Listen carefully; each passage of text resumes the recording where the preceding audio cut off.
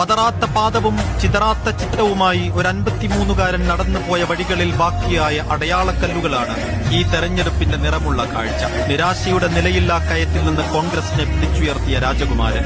കാവിമാഞ്ഞ വഴിയോരങ്ങളിൽ തെളിഞ്ഞുവന്ന നീലക്കല്ലുകൾ രാഹുലിന്റെ നെറ്റിയിൽ പൊടിഞ്ഞ വിയർപ്പ് കണങ്ങളാണ്. 2019-ൽ 52 സീറ്റുമായി പാടെ തകർന്നു പോയ പാർട്ടിയുടെ നേതൃപദവി ഉപേക്ഷിച്ച് പുറത്തേക്കിറങ്ങിയതാണ് രാഹുൽ. പിന്നീട് നടന്നു തീർത്ത ചവിട്ടടികൾക്ക് രാജ്യത്തിന്റെ മനസ്സിൽ കണക്കുണ്ട്. ഗാന്ധിയെ പ്രതിപക്ഷ നേതാവായി തെരഞ്ഞെടുത്തിരിക്കുന്നു. രാഹുൽ ഗാന്ധി പ്രതിപക്ഷ നേതൃപദം ഏറ്റെടുത്തിൽ ശക്തമായ പ്രതിപക്ഷത്തെ നയിക്കാൻ പ്രാപ്തനായ പക്വതയെത്തിയ ചുമതലകൾ ഏറ്റെടുക്കുന്ന രാഷ്ട്രീയക്കാരനായി രാഹുൽ മാറി. ലോക്സഭാ പ്രതിപക്ഷ നേതാവ്